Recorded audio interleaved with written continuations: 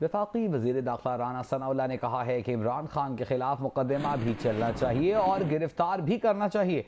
राना सनाउल्लाह ने कहा कि इमरान खान के खिलाफ बगावत का मुकदमा काबीना की इजाज़त के बगैर दर्ज नहीं हो सकता। एक इंटरव्यू में राना सनाउल्लाह ने कहा कि तमाम इत्तेहादी जमातों का मौक़िफ़ था कि कलअदम TTP से बात होनी चाहिए, ताहम मावराए आइन किसी मुतालिबे पर बात नहीं होनी चाहिए। राना सनाउल्लाह का कहना था कि फाटा को दोबारा अलग करने और फौज बुलाने पर बात नहीं होगी। सानहा APS में मुलविस लोगों की माफ़ी पर गौर करना माशरे और कौम को डिस्टर्ब करेगा। जंग बंदी उस वक्त तक मौसर है जब तक मामला तय नहीं होता। तालिबान के साथ बातचीत का मामला 1 माह में किसी न किसी नतीजे पर पहुंच जाएगा। अस्करी और सियासी क़यादत मुत्तफ़िक है कि तालिबान को हथियार लाने की इजाज़त नहीं होगी। अस्करी क़यादत ने यकीन दिलाया है कि हम इतनी ताकत में हैं कि इन्हें साइट आउट कर सकते हैं।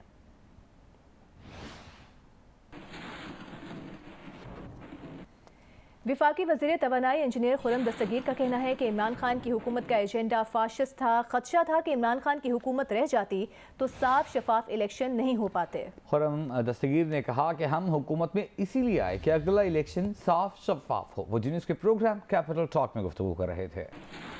इमरान खान साहब का जो एजेंडा था वो एक फाशिस्ट एजेंडा था, जिसके सिर्फ एक टुकड़े की तरफ मैंने जब इशारा किया तो वो बात उतनी सीखपा हुई है कि अब वो कह रहे हैं कि जी जनाब ये हमारा तो ये सिर्फ हमारा ऑपोजिशन का एक एजेंडा था जो आज भी है कि अगला इलेक्शन 2023 का वो फ्री एंड फेयर होना चाहिए। और हमें ये इस बात का बहुत हद तक खदशा हमारा पुख्ता हो चुका था कि अगर इमरान खान रह गए तो वो हर तरीके से उस इलेक्शन को मैनिपुलेट करेंगे, उसको वो पाकिस्तान के अवाम के वोट पर डाका डालने की कोशिश करेंगे।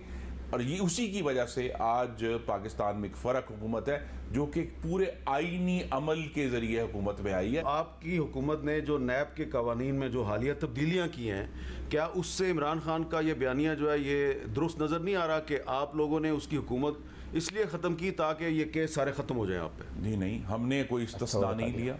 हमारे ऊपर जो केसेस हैं वो आज भी कायम।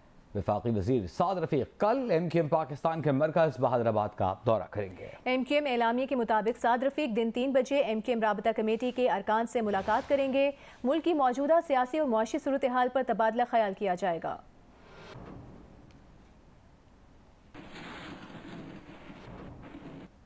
और अब कुछ बात डॉलर की। डॉलर को रिवर्स गियर लग गया। इंटरबैंक में डॉलर 4 रुपये 70 पैसे सस्ता हो गया है और कारोबार के इख्तिताम पर 207 रुपये 23 पैसे का हो गया। कल तक इंटरबैंक में डॉलर 211 रुपये 93 पैसे की रिकॉर्ड सतह पर था। बरामदात के 22 करोड़ डॉलर मौसूल होने पर डॉलर की कीमत नीचे आई। वज़ीर ख़ज़ाना मिफ्ताह इस्माइल का कहना है कि पाकिस्तान को दिवालिया होने से बचा लिया है। आज पाकिस्तान माली तौर पर मुस्तहकम हो गया। स्टॉक मार्केट ऊपर जा रही है, डॉलर नीचे आ रहा है।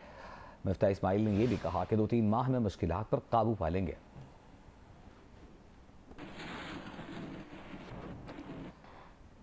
महंगाई बढ़ गई और इतनी बढ़ गई कि कुकिंग ऑयल इतना महंगा हो गया, अब कुकिंग ऑयल चोरी होने लगा है। जेहलम से एक CCTV वीडियो सामने आई है जिसमें एक शख्स है वो परचून की दुकान से कुकिंग ऑयल का कार्टन उठाकर चलता बना। दुकानदार ये कहता है कि कुकिंग ऑयल की चोरी के वाकयात अब आए दिन होने लगे हैं। वाज़ेह रहे कि कुकिंग ऑयल की कीमतें हालिया दिनों में इंतहाई तेजी से ऊपर गई हैं। अप्रैल में कुकिंग ऑयल 484 रुपये किलो था जो 550 रुपये किलो के करीब पहुंच चुका है।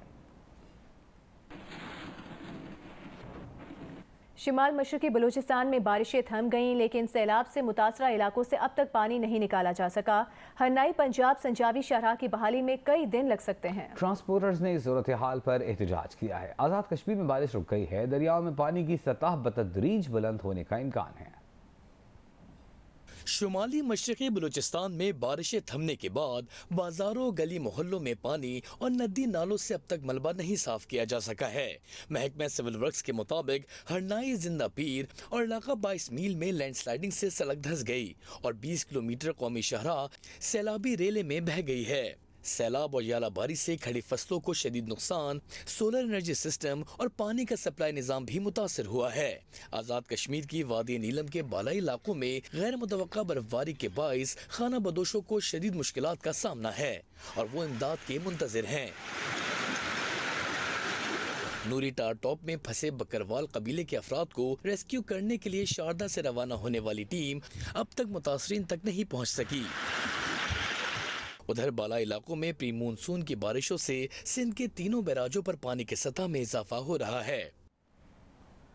पानी और बिजली की अदम फराहमी पर कराची में मुश्तइल अफराद यूनिवर्सिटी रोड पर निकल आए। पुरानी सब्जी मंडी के करीब होने वाले एहतजाज के बायस ट्रैफिक की रवानी बुरी तरह मुतासर हुई।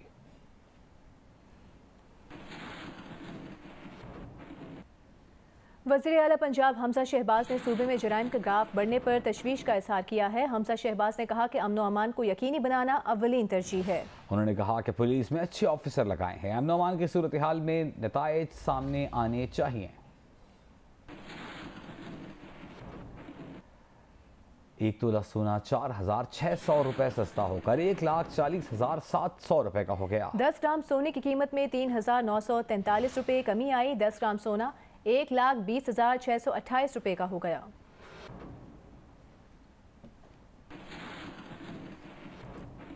वज़ीर आज़म शहबाज शरीफ ने आज नून लीगी सेनेटर से खिताब किया था। आपको दिखाते हैं। चाहे वो तेल है, चाहे वो गैस है, अपनी पेट्रोल है, लेकिन साथ फिर हमने 2,000 रुपये महीना अपने आम आदमी के लिए उसमें मुहैया किया ताकि उसको कुछ रिलीफ मिले। और भी इंशाअल्लाह आम आदमी को रिलीफ देने के लिए इंशाअल्लाह मज़ीद इक़दामात हम उठाएंगे। इसके अलावा इस बजट में, और अभी मैं चंद दिनों में मैं एक कौम से फिर खिताब करूँगा, पहली मरतबा तारीख़ में पहली मरतबा जेन्युइन टैक्स लगाया जा रहा है नेट इनकम के ऊपर। जो बड़े बड़े जो इस मुल्क के, जिनको अल्लाह ताला ने बेपनाह जो दौलत से नवाजा है, साहिब सरवत जिनको कहते हैं, उनको इंशाअल्लाह हम टैक्स लगा रहे हैं उनके नेट इनकम के ऊपर। और वो जब वो खरबपति हैं, अरबपति हैं, अल्लाह ताला उनको और दे। लेकिन आज अगर आम आदमी अगर इस तकलीफ से गुजर रहा है, और आम आदमी ने, गरीब ने, बेवा ने, यतीम ने कब कुर्बानी नहीं दी, कब उन्होंने पाकिस्तान के लिए अपना खून पसीना पेश नहीं किया। 75 साल गुजर गए हैं। वो गरीब आम आदमी वही तो है जो पाकिस्तान का असल मेमार है, जिसने पाकिस्तान के, चाहे वो ज़राअत है, चाहे वो सनतें हैं, उनकी चिमनियों से अगर धुआं निकलता है तो वो एक मजदूर के ज़रिए निकलता है। अगर गल्ला पैदा होता है तो वो दहका वहाँ पर जो हमारा किसान हारी वो पैदा करता है और दिन रात मेहनत करता है, सर्दियों में, जाड़ों में, गर्मियों में। तो उनके लिए हम, अगर उन्होंने बड़ी मुश्किलें बर्दाश्त की हैं, तो मैं समझता हूँ कि हमारा ये एक सियासी, दीनी और मिली फ़र्ज़ है कि उनको हम प्रोटेक्ट करें, उनके बच्चों को प्रोटेक्ट करें, उनको तालीम के लिए, उनको इलाज के लिए। वज़ीर आज़म शहबाज शरीफ नून लीगी सेनेटर से खिताब कर रहे थे। इसकी तफसीलात आपने देखी। अमरीकी सुप्रीम कोर्ट ने शहरियों के असलहा रखने के हक में फैसला सुना दिया है। सुप्रीम कोर्ट के फैसले में कहा गया है कि अमरीकी आइन शहरियों को अवामी मकामात पर असलहा साथ लेकर चलने का हक देता है। अमरीका में गुज़िश्ता माह बड़े पैमाने पर फायरिंग के वाक़यात पेश आए, जिसके बाद असलहा रखने के इख्तियार को महदूद करने का मुतालबा किया जा रहा था। अमरीकी सदर जो बाइडन ने सुप्रीम कोर्ट के फैसले पर मायूसी का इजहार किया है। कहा कि फैसला आइन से मुतसादम है। वो अमरीकी शहरियों से कहते हैं कि गन वायलेंस के मामले पर आवाज उठाएं, यहां जिंदगियां दांव पर लगी हैं।